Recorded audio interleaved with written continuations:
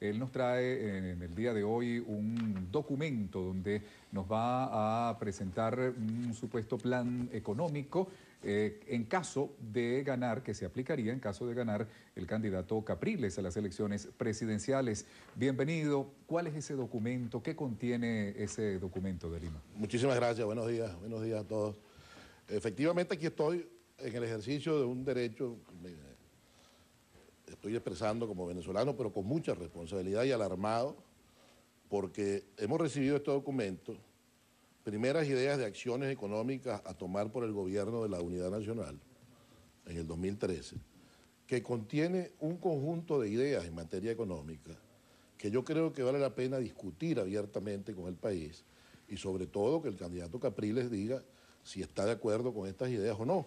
Este es un documento interno de la Mesa de la Unidad, considerado por todos sus integrantes. ¿Lo escribe la propia Mesa de la Unidad? Sí, varios partidos de allí me han hecho llegar bastantes copias, porque ahí hay una situación de malestar y de inconformidad por la falta de discusión de estas ideas. Son ideas que circulan de manera muy hermética y sin garantizar el acceso a la gran mayoría de las fuerzas que allí están. A ver, pudiera ser un poco largo, tenemos corto tiempo, pero ¿cuáles serían los puntos más relevantes para David de Lima de ese documento? ¿Cuáles serían los puntos más cuestionables? Sí, hay varios que son alarmantes. En primer lugar, sobre la política petrolera, hay un punto que claramente plantea iniciar un proceso de disminución de la participación del Estado en el negocio petrolero. Eso ya hay que discutir en qué términos y de qué manera y en qué grado para la incorporación de ciertos sectores de la actividad privada.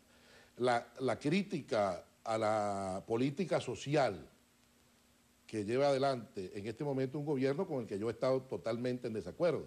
Yo he combatido este gobierno intensamente, pero no puede ser que uno, por decir que Chávez pierda las elecciones, entonces se pase para este extremo que implica, por ejemplo, desmontar las misiones. Aquí dice claramente que las misiones son un costo para el país que hay que ir desmontando gradualmente.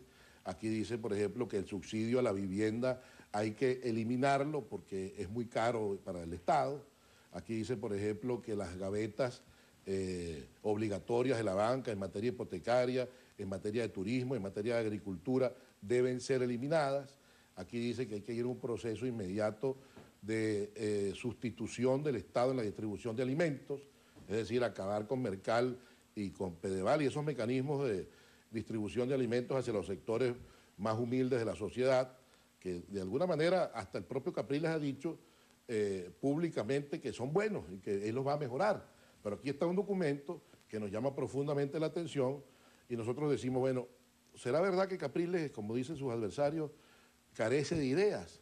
¿Que Capriles no sabe hablar o que no tiene facultades para hablar? No, yo conozco a Capriles hace muchos años, fuimos parlamentarios juntos. De hecho, en sus discursos ha defendido las misiones. Eso es lo extraño. Cuando Capriles no habla, no es porque no sepa hablar, sino porque aquí hay un doble discurso.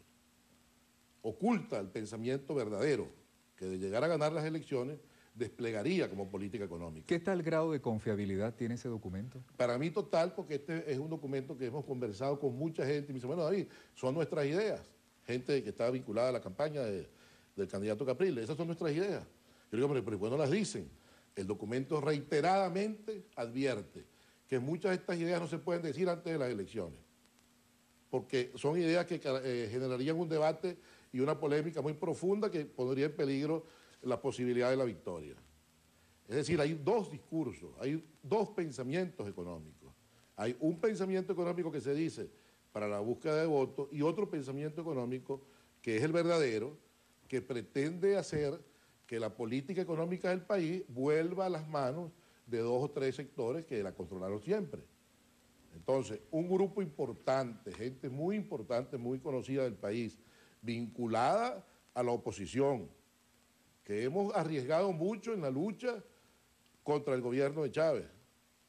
Estamos, sin embargo, diciendo no podemos votar por esto. ¿Qué dice el propio Capriles? No podemos votar por esto. Es inaccesible. Y hay, como digo, ahí hay un cenáculo hermético que no permite que fluya el debate y que fluyan las ideas.